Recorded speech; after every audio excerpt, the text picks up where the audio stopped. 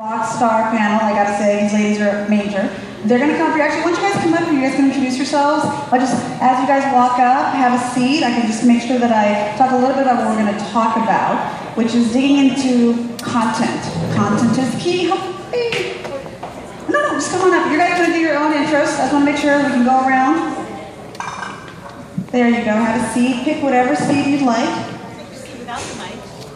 Oh, there's no mic there. We're missing a mic. There you go. See, didn't I say rockstar ladies? Look at this. Awesome. So we keep hearing content is king, or queen, I should say, with this panel.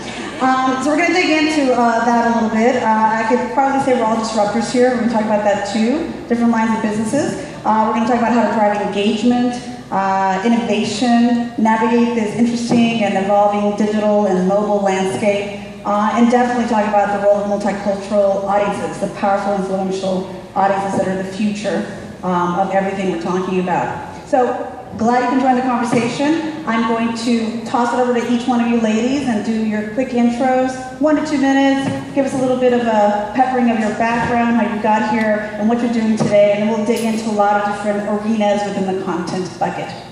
So Robin, you first. Well, hello everyone.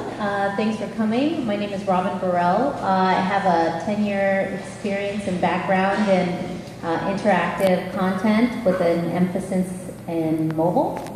I started out working at Universal Music Group on Jimmy Iovine's team to create working on a project called Inside Sessions, which was a digital and online platform for introducing artists into how to break, young artists into how to break into the music industry. So even when it was, before its time, I was working on that with Universal and Interscope Records. And then after that, I've been in E! Entertainment Television, working in the media and expanding their international footprint and digital content on both digital and terrestrial networks. And then we probably kind of remember a social network called MySpace, and I was the second employee there for a mobile team, building their mobile footprint worldwide. At the time when MySpace was at its height, also had MySpace TV and MySpace Video, which was a combination of UGC and original content that MySpace was getting into. So my responsibility was taking that online experience and translating it into a mobile experience, compressing various video codecs and being able to distribute it across many mobile devices, which at the time was still very new. This was just when iPhone had been launched. So the same year that MySpace TV was trying to figure out how to get onto mobile was the same year that Apple was trying to figure out how to get developers to build applications. So it's a very interesting inflection point in digital content on mobile devices. From there, I went on to lead the Amazon IMDb team for entertainment partnerships, and worked a lot with the major studios and TV networks in order how to strategically position their content on IMDb and Amazon through Amazon Prime and Amazon content as well. And now I'm working with different large brands and small brands on how to strategically position their content on mobile devices. Right now, the big project that I'm working on is launching The Voice in Brazil and Latin America, and all their interactive experiences from the voting and viewing content and keeping people on the show, the contestants on the show, and things like that, and also working with the Nightly Show. Awesome. Their digital footprint. You're going to hear brands today that you're going to like. These are like Uber brands that we all love. It's just amazing. So that's me, and thanks. Welcome, Robin. Okay, on to Yvette. Hi, Yvette Vargas. Thank you so much for coming. It's a pleasure being here.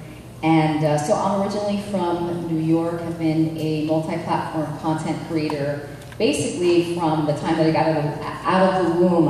And what that means is I've started with visual storytelling, drawing, painting, that led to writing, that led to creating interactive experiences on the web, creating original players, creating games, all of these kinds of experience for all kinds of brands, mostly in the entertainment space. Worked for Madonna for 3 years, Warner Brother Records. I mean, definitely a lot of big brands in a variety of different mediums, whether it was video games, whether it was music, whether it was digital content, et cetera, et cetera. So in 2000, actually, I co-founded a digital production company called Digital Rain, which we're still thriving today, thank God. So we got into the space really, really early in terms of telling a story across multiple platforms. So our clients are the studios and production companies, music companies, video game companies, and we create, we operate like an agency. So half of the company is service oriented, where we're creating original content to promote existing IP, something that could be new, whether it's a film or a television series, gaming experiences, some brands. So we create all this original content that is distributed over a variety of platforms to promote and just be something new that is distributed to support an IP.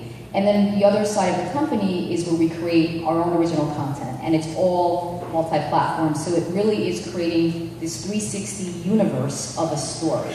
And it's really storytelling in the 21st century. So, so we do that for our clients and we do that for ourselves. And, we work with large brands and small brands, but it's all about telling a story. That's awesome. And we'll get more into that. Let's get into the panel. Anna. Hi, I'm Anna Filer. It's an honor to be here. I have been a marketer my whole career. The analog version 1.0 of my career was on Madison Avenue, where I worked at Ogilvy Mather, telling story the expensive way, producing very expensive, big budget TV commercials for brands like Dove. I then moved out to Silicon Valley and worked at eBay for a long time. In fact, Lo was a colleague. And then went on to build other consumer internet brands, including Tiny Prints, Shutterfly, Stella & Dot. I am now heading up marketing at PopSugar. And I think about content strategy pretty much almost 100% of my job. And I think about it, I'm in the unique position to think about it from a couple of different perspectives. So PopSugar, for those of you who don't know it, we are a media and technology company. We're actually the #1 independent media company for women. And we've got 2 key brands. One is PopSugar, which is our media publishing brand. And then the other brand is ShopStyle, which is our fashion marketplace direct-to-consumer brand. So when I wear my CMO hat for the PopSugar business, I am advising clients on how to tell their brand stories. I'm a brand strategist and a brand advisor on content strategy. When I wear my CMO hat for our ShopStyle brand, I am thinking about how do I use content to make the cash register ring. So I really think about content strategy from both perspectives, and I'm really excited to talk about it. That's cool. And of course, Amy. Did we go to college together? We went to Brown, right? I did. Yeah. Okay. I was looking at you like, hopefully it was like in the same decade. Love it. See? Okay, I will keep this brief. Amy Barnett, and I have been in media now for about 20 years. I've been running major national media brands, mostly magazine brands, magazines and their corresponding digital platforms. I won't go through the early part of my career, but my first editor-in-chief job was for Honey magazine, which was run by, Honey Girl in the audience. Yeah, I always love that. That was run by Vanguard Media, which is also where I met Guy. I'm not sure if he's still here. And then I went on to run Teen People magazine, which at the time was the largest teen magazine in the world. And when we redid their site, it actually became the first website, media website, to incorporate video as part of their regular platform, which sounds absurd now, but in 2005 it was groundbreaking. Right. And then I was a deputy editor-in-chief of Harper's Bazaar, and then I recently relaunched Ebony magazine as editor-in-chief, and I was there for 4 years. I also took the new brand across platforms. We relaunched the website, and I moved out to Los Angeles last August to launch a new site for ESPN on race and culture, and that was an interesting experience. I just recently left ESPN a couple weeks ago. And now I'm interested in creating content for tech startups, and I'm also launching a commerce and content platform focused on women of color and beauty. That's awesome. Didn't I tell you Rockstar? This is like the group here. So let's get into content first of all, because we're going to go to different sort of arenas within the arena we're talking about today. What's the meaning or value of content to your respective businesses, to what you've been talking about?